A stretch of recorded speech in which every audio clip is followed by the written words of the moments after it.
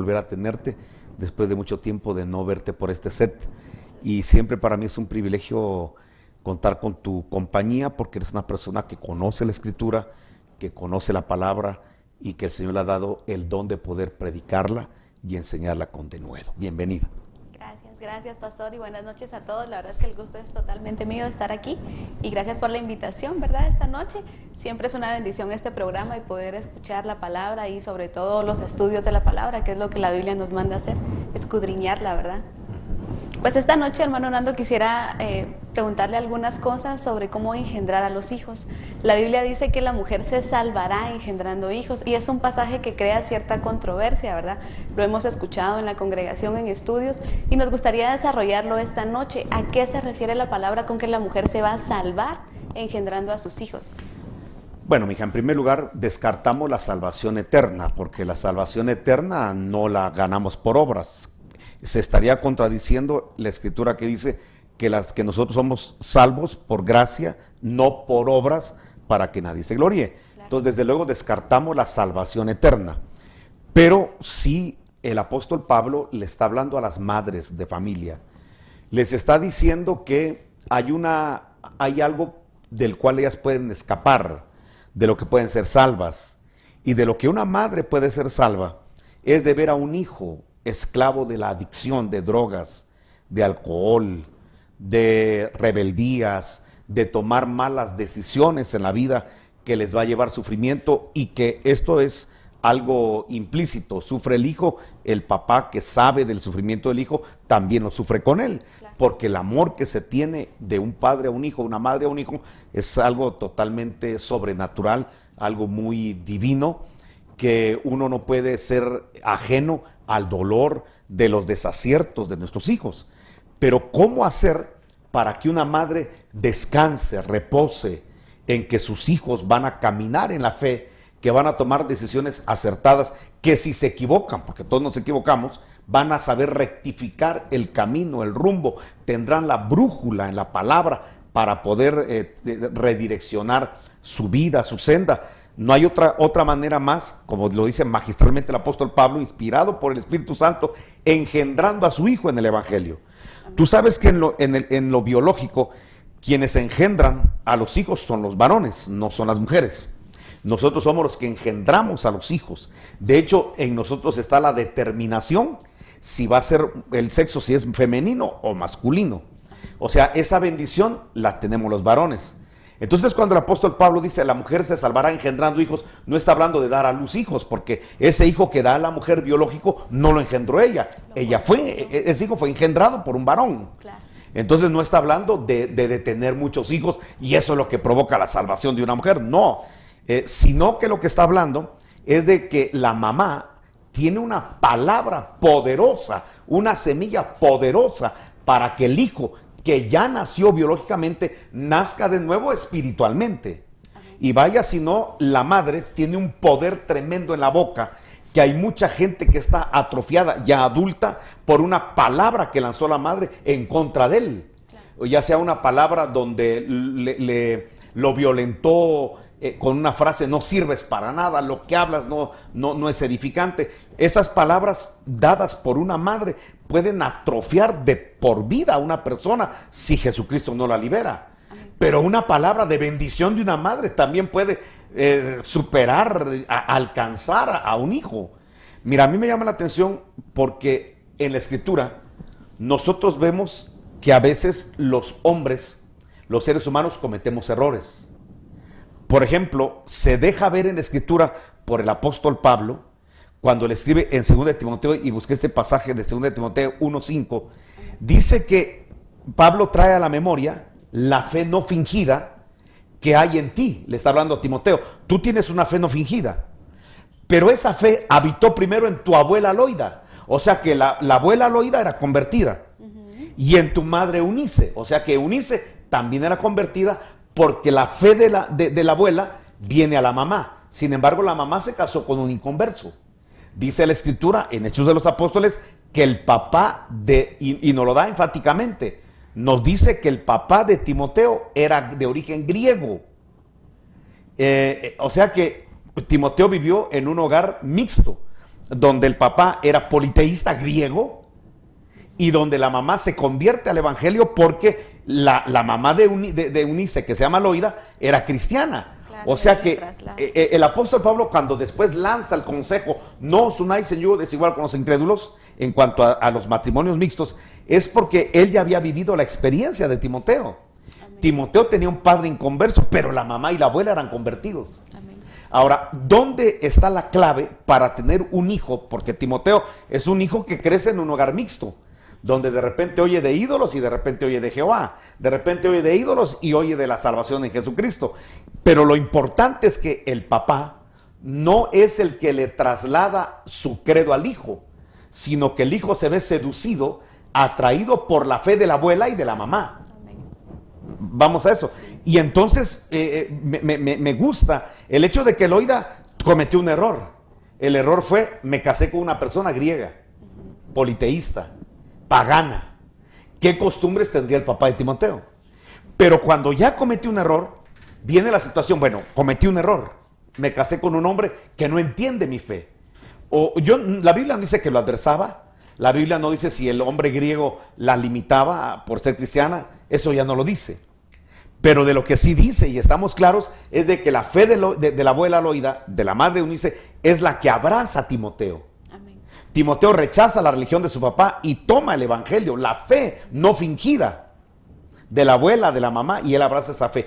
¿Cómo logró Eunice, después de cometer un error de casarse con una persona que no es de la fe, cómo hace para enderezar la nave? Dándole la palabra, discipulando a su hijo, dándole la fe y desde luego con un testimonio. Y entonces eso hace que Timoteo se vuelva una persona tan honesta, tan correcta, porque tú sabes que hay cosas que se adquieren en el evangelio y hay cosas que se adquieren en casa. Amén. Por ejemplo, la unción, el poder de Dios, la salvación, tú la encontraste en la iglesia, ¿cierto o no? Amén. Así es. Bueno, la alabanza congregacional y todo eso, pero en la casa están los modales. Claro. Está la rectitud de un corazón, la integridad, la justicia de un corazón. Eso se sale de la casa. Y lo importante, lo que te quiero decir, es que Timoteo no era un excelente predicador solamente de verdades, de palabra apostólica revelada. No solamente eso era Timoteo. Timoteo fuera del púlpito era una persona fiel. Fuera del púlpito era una persona honesta, correcta, que el apóstol Pablo dice: no hay otra persona como Timoteo. Hasta dónde llegó el trabajo de la abuela y de la mamá, que Timoteo, de todos los siervos que rodearon a Pablo, el único del que Pablo pudo decir: él no busca lo suyo propio, sino lo que es de Cristo. Recíbanlo como que fuera yo. Es mi hijo en la fe, engendrado, verdadero hijo en la fe. O sea, Pablo lo recomienda y Pablo habla de Timoteo de una manera exageradamente bien. Pero no solo en que es un predicador de verdades, no solo en que es un maestro usado por el Espíritu para transmitir verdades, sino que fuera del púlpito es una persona íntegra, recta, respetable y respetuosa, obediente, sujeta y de una autoridad que la sabe manejar, Timoteo. ¿De dónde viene todo esto? Viene de la fe que la mamá le transmitió a Timoteo. Entonces, una mamá se salvará de no ver un faraón en su casa, de no ver a un Saúl en su casa. Estoy poniendo ejemplos de gente que ha fracasado. De no ver un Sansón en su casa, de no ver un Absalón en su casa. ¿Cómo se salva una madre? De no ver esos dramas de sus hijos, engendrándolos en el evangelio, dándoles una mañana, tarde y noche la palabra y desde luego enseñando con el ejemplo. Amén. Te voy a poner un ejemplo que existe en la escritura, muy, muy sobresaliente, que lo vamos a encontrar en Proverbios capítulo 31. En Proverbios 31, ahí hay una mamá que le habla a su hijo. La mamá es una reina y el hijo es un príncipe que va para ser rey. Pero mira cómo le habla. Le dice palabras, estoy en Proverbios 31:1. Palabras del rey Lamuel, la profecía con que le enseñó su madre. Y entonces le dice, primero le dice que él es un hijo deseado. ¿Quién, hijo mío? ¿Y qué hijo de mi vientre? ¿Qué hijo de mis deseos? ¿Sabes qué le estaba diciendo la mamá? Tú no eres un hijo que vino a la tierra producto de la casualidad. No eres un hijo que vengas a la tierra y me hayas estorbado mi desarrollo universitario, profesional. No, es una madre que bendice a su hijo, le dice, yo te deseé, yo te quise. Y es más, hasta le dice, eres el hijo de mis deseos. Luego le dice, no le des la fuerza a las mujeres. Le habla de que no sea una persona promiscua. La mamá le está hablando de pureza sexual a su hijo. Le está hablando de no ser un joven que ande con una jovencita, luego con otra, y que tenga una libertad para tener las novias que se le dé la gana. Le está diciendo claro que se guarde de esa situación y que guarde su vida sexual. Amén. Le dice, no le des a las mujeres tu fuerza, ni tus caminos a lo que destruye a los reyes. No es de reyes solo el beber vino, ni de príncipes la sidra. Mira cómo le traza una visión, un conocimiento, precaución, reglamentos, leyes, con un amor y una ternura a su hijo, que Lemuel llega a ser una persona sobresaliente. Y luego le dice lo que tiene que buscar en una mujer que va a ser su esposa. Le dice, ¿quién es la mujer virtuosa? Verso 10, ¿quién la hallará, hijo? Le dice, mira, una mujer virtuosa es mejor que el oro y la plata. Entonces, como quien dice, si te estás entrenando para una profesión, vamos a suponer que alguien se va a preparar para ser doctor general, médico general. Tiene que pasar hoy en día por 3 primarias. Tiene que pasar por 6 de primaria, tiene que pasar por 3 de secundaria o básico, tiene que pasar por 2 o 3 de diversificado, y aparte 6 años de universidad. ¿Cuántos años le estamos invirtiendo? Casi 18 años le invertimos a un médico general. ¿Para qué? Para que al final no solamente esté en su vocación, sino que genere sus propios ingresos. Y le dice la mamá, mejor que el oro y la plata, mejor que una profesión, mejor que 18 años de estudio, es una mujer virtuosa. Y le empieza a hablar de las características que debe tener una mujer. Mi pregunta es, ¿cuántas mujeres cristianas le hablan a sus hijos de cuál es la virtud que debe encontrar en un hombre? ¿Cuál es la virtud que debe encontrar una mujer? No que hombres que no tienen victorias, éxitos por sus edades, o ya a corta edad fracasados, las madres aceptan para que sean los novios de sus hijas y novias de los hijos. Y se le da la bienvenida solo porque te gusta, mi hijo, bienvenida. Solo porque es bonita, bienvenida. Pero le está dando la mamá a su hijo una serie de virtudes y de cualidades en Proverbios 31 que él debe buscar en una mujer. No le está diciendo busca su cintura, no le está diciendo busca su cuerpo, sus ojos. De hecho le dice, engañosa es la gracia, vana la hermosura. La mujer que teme a Jehová será alabada. ¿Qué le está diciendo? Ve a elogiar a una mujer que teme a Jehová, una mujer que sea empresaria, una mujer que sea exitosa. Pero alguien dirá, ay, pero apenas tiene 16 años, ¿cómo va a ser empresario exitosa? Entonces no te metas a eso, todavía no es tu tiempo. Prepárate tú como príncipe, como rey, para que el día que una mujer virtuosa llegue así, tú también seas un hombre virtuoso. Porque sería ridículo que nosotros le pidamos a nuestros hijos unas meganueras cuando ellos son unos sinvergüenzas. Claro. Sería de nuestra parte una injusticia total que nosotros querramos unos yernos pero súper maravillosos, exitosos, siervos de Dios, cuando nuestras hijas no lo son. Claro. Eso es lo que está formando una madre. Y cuando Pablo le dice a Timoteo, la mujer enseña que la mujer se salvará de un mal marido, se salvará de violencia familiar, de violencia psicológica, sexual, económica, se salvará engendrando a sus hijos. ¿Qué está diciendo? Que los lleve al evangelio, al conocimiento de la palabra, y eso le va a traer mucha, pero mucha bendición a los hijos. No sé si contesté la pregunta. Amén, claro, yo creo que de esta forma muy claramente descartamos la salvación, porque también hay creencias, ¿verdad? Que mientras más hijos tenga la mujer, ahí está la salvación. Con la explicación que usted nos da, queda totalmente descartado. Entonces, ahí... De hecho, te voy a decir una cosa. Fíjate que con relación a la planificación familiar, que hubo una religión, que no quiero decir su nombre porque estamos en televisión, pero está en un país que parece una bota, ha prohibido la planificación familiar, diciendo que Dios se opone a la planificación familiar. Incluso vienen jalando el pacto que el Señor hizo con Adán y con Noé, de que pulularan los hijos por toda la tierra y que se multiplicaran. Entonces hay gente que ahorita que estamos en el pacto de la gracia, del nuevo pacto, todavía se aplica en el pacto de Noé y tienen los hijos que sean. Yo llegué a un lugar de Río Dulce a predicar la palabra hace muchos años y me encontré con una mujer que ya era setentona en edad y todavía tenía criando un bebé. Y todavía le dijo a alguien por ahí, mire, pero este es su último ya, ¿verdad? Como diciendo, ya tiene muchos. Y ojalá los tuviera bien. Claro. Los tenía muy mal. Entonces, cuando la persona que iba conmigo le dijo, pero ya es el último, ¿verdad? Le contestó con una soberbia, los que Dios quiera darme.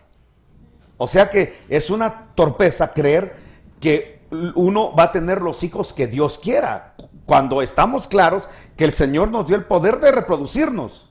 Multiplíquense. No dijo yo los voy a multiplicar. Entonces nosotros vamos a tener los hijos que nosotros queramos, porque la orden es multiplíquense ustedes. No dijo Dios yo los voy a multiplicar. Claro. 1, 2. Cuando la Biblia habla del nuevo nacimiento, que es el encuentro con Jesucristo, dice de la siguiente manera: todos los que recibieron a Jesús, Juan 1:12, los que creen en su nombre, les dio potestad de ser hechos hijos de Dios. O sea, cuando uno cree en el Señor y cree en su nombre y lo recibe, le dan una potestad. Ahora vas a ser llamado hijo de Dios. De criatura pasas a ser un hijo de Dios. Verso 13, los cuales no son engendrados de sangre, ahí está hablando de clonaciones, ni de voluntad de carne, ni de voluntad de varón, sino de Dios. O sea que los engendramientos que se dan aquí abajo en la tierra son por voluntad de carne, de sangre o de varón, voluntad de varón. Y el nuevo nacimiento es voluntad de Dios. Amén. Entonces aquí queda claro que los nacimientos que Dios sí planifica, que Dios sí permite y son los que Dios hace, es el nuevo nacimiento. Pero los nacimientos biológicos, nosotros, dice voluntad de varón, nosotros somos los que decidimos cuántos hijos vamos a tener. Ahora, lo que sí hay que dejar claro, Wendy, es que yo conozco mucho cristiano que dice que tiene fe, pero cuando le preguntas cuántos hijos van a tener, hay solo 1 o 2, porque ya no hay dinero, porque no va a haber para comer, no va a haber para sus estudios. Esa es una verdadera confesión absurda. Porque es limitar a un Dios que es ilimitado. Es estar diciendo yo voy a tener poquito porque como que mi Dios es pequeño. Eso es una confesión absurda. No, abstenerte de tener hijos por la economía creo que es una total falta de fe. Pero escúchame, ¿por qué no tenemos que tener hoy en día muchos hijos? Por la profecía que nos da Jeremías, que por el tráfico, que por el diario devenir que va a crecer en las ciudades, los padres descuidarán a sus hijos. Por eso es que ahora no hay que tener muchos hijos, porque ya no se les da calidad de tiempo. Hoy en día que mamá sale a trabajar, papá sale a trabajar, el tiempo que se le dedica al hijo es muy limitado. Ya no es como antes, que los papás tenían mucho tiempo para tener comunión, para tener afecto con sus hijos. Hoy en día eso se está reduciendo. De hecho estaba profetizando Jeremías.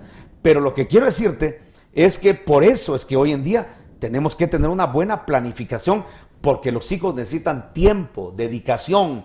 Si le vas a comprar una pelota, tienes que jugar con esa pelota con él, no buscarle quien juegue con él. Es decir, ahora que el tiempo, los tiempos se reducen, entonces tenemos la necesidad de planificar, de tener menos hijos. Pero es por eso, porque necesitamos darle palabra, dedicarles tiempo a su formación, a su educación. Y tener muchos hijos ya no se puede en el tiempo, en la calidad de pláticas, de amor, de todo lo que un niño requiere, un joven requiere, pues obviamente se diluye por la falta de tiempo. Amén. Gracias, hermano. Yo creo que ahí estamos muy claros. Y yo quería preguntarle un poquito más acerca de, ya el niño tiene palabra, le estamos dando palabra, sobre todo las mujeres, como acabamos de escuchar, ¿verdad? Es importante que la mujer engendre la vida espiritual en su hijo. Pero ¿qué hay de la imitación? ¿Hay un espacio para que el niño pueda imitar? Por ejemplo, si la mamá se postra en la iglesia y el niño viene y se postra y que alguien diga, ay, está fingiendo el niño. ¿Nos puede explicar un poquito de esto? ¿Qué espacio hay para la imitación? No es malo que los niños imiten. De hecho, muchas cosas, yo no sé a qué edad te convertiste tú, yo me convertí ya a una edad ya donde tenía conciencia, ya no era un niño. Claro. Entonces, cuando uno ya no es un niño, llega a la iglesia y hace las cosas por imitación. Yo llegué a una iglesia donde empezaban a aplaudir, yo empecé a aplaudir. Después ya me vino el versículo bíblico y la razón profética por la cual se aplaude, pero eso ya vino después. Al principio uno muchas cosas las hace por imitación. Cuando pasaban el alfolí para ofrendar, yo ofrendé. Pregunté qué era el diezmo y empecé a diezmar. Amén. Pero lo hice por imitación, porque todos lo hacen, pues yo también lo hago. Todos cantan, yo también canto. Todo el mundo ora, pues yo también oro, y aprendí a orar como mi gente en donde me convertí oraban. Claro. No sé si me explico. Amén. Entonces, muchas cosas uno las hace por imitación. Y lo mismo le sucede a un niño. Un niño que es llevado a la iglesia desde pequeño, ve que la mamá levanta las manos, pues él también levanta las manos. Ve que el papá sí es clamador de esos gritones, él va a tener esa escuela también y lo va a hacer de esa manera. Si se postra la mamá o el papá, también él lo va a hacer por imitación. ¿Dónde está lo ridículo? Cuando les empezamos a tomar fotos. Claro. Como que fuera un show. ¡Ay, tan lindo el niño y ahora! O sea, si esto no es un show, si está orando, no es para que la gente lo vea en una red social.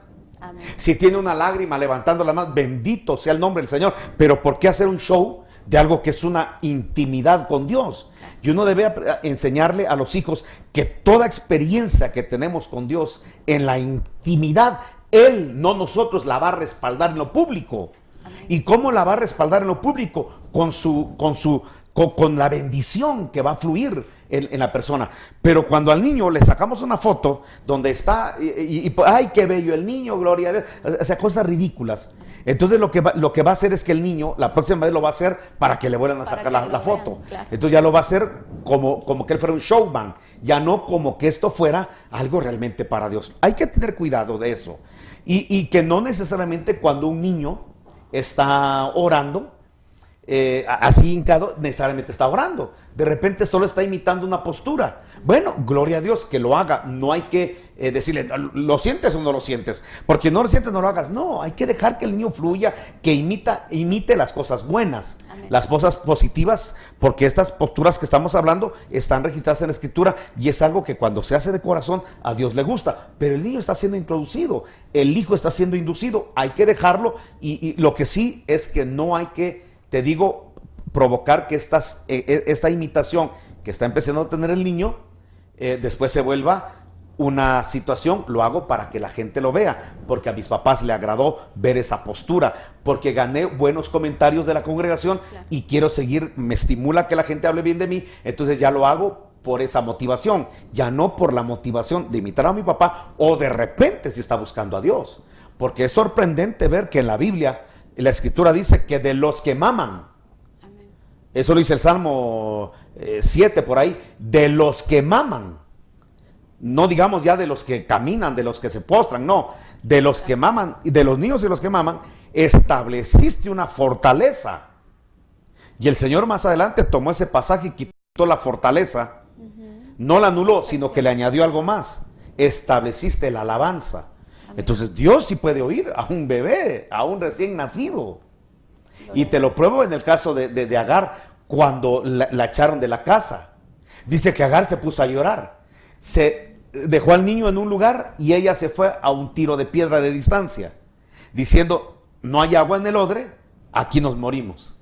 Y dice la Escritura que el niño lloraba.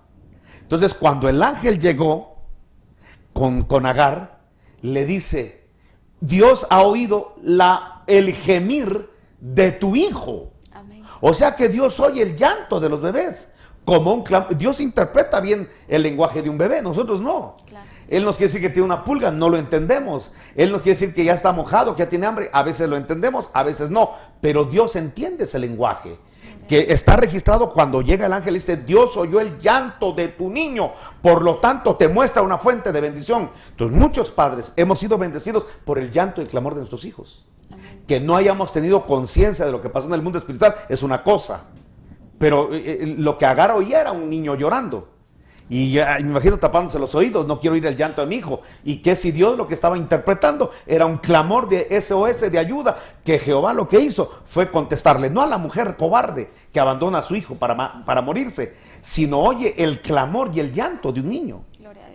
No sé si me di a entender. Amén, claro que sí. Hermano, ya nos queda muy poco tiempo para terminar. ¿Nos podría decir, orientar un poquito a las mamás, a qué edad yo puedo hablar con mi hijo y que haga la oración de fe conmigo, que reconozca a Jesús como su Salvador? ¿A qué edad hablar con un niño desde que está en el vientre de su madre?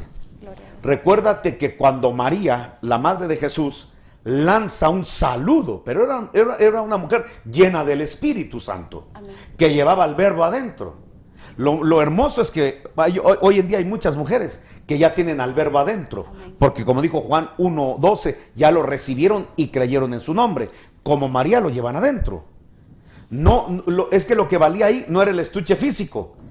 Tan no valía el estuche físico que murió en una cruz y después fue al infierno. Amén. Entonces, estamos hablando de la esencia divina que estaba dentro de María. Que es la misma esencia que se mete en las personas que confiesan a Jesús como Señor Salvador. Pero era una mujer no solo que tenía a Jesús adentro, sino que estaba llena del Espíritu Santo. Porque yo conozco mujeres que tienen a Jesús adentro, pero no están llenas del Espíritu Santo. En cambio, María tenía las dos. Tenía el Espíritu de Cristo y la llenura del Espíritu Santo. Entonces la mujer, cuando llega con Elizabeth y la saluda, con solo saludarla, viene una unción poderosa sobre Elizabeth. Y Juan el Bautista, que está en el vientre, salta de gozo. Entonces, ¿desde cuándo hay que ministrar a un hijo? Desde que está en el vientre de su madre. Amén. ¿No dijo David, mi embrión vieron tus ojos? O sea que desde que son embriones, ni siquiera fetos. Amén. O sea que pasando de la fase huevo-cigoto, ya pasa a la fase embrionaria. En esa fase embrionaria, dice David, mi embrión vieron tus ojos. Amén. Entonces, quiere decir que se le puede ministrar a un hijo desde el vientre de su madre. Ahora, e inducirle diciéndole, Jesús es el Señor, y platicándole desde el vientre. Amén. Si a veces las mamás llevan a sus hijos a oír chismes, a oír mentiras y oír cosas deleznables, ¿por qué no empezar a darle la palabra, influir en la palabra? Dicen los científicos que si tú le pones música clásica a un hijo, el hijo en el vientre es estimulado y bendecido. Ahora, si la música clásica puede causar ese impacto en un hijo, ¿qué será si le das la palabra de Dios y se la ministras y se la lees y se la explicas? Habrá una eficacia y una bendición en eso. Ahora, ya cuando ellos hagan su profesión de fe, ellos pueden hacer una profesión de fe cuando quieran, cuando ellos deseen.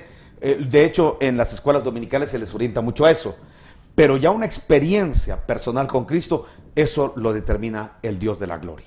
Y desde luego el hambre que se le vaya despertando en nuestros hijos. Amigos televidentes, este es el programa Las Verdades Como Son, presentado por Iglesia de Cristo Vencedor Jesús, donde los estamos esperando, pero con los brazos abiertos. Queremos tenerlo en la congregación, escuchando la palabra y edificarnos mutuamente con lo que Dios a cada uno nos ha dado. Conmigo estuvo hoy Wendy Ardón. Espero que lo que hayamos platicado entre nosotros, a usted allá en casa o donde se encuentre, le haya traído bendición. Que el Señor les bendiga.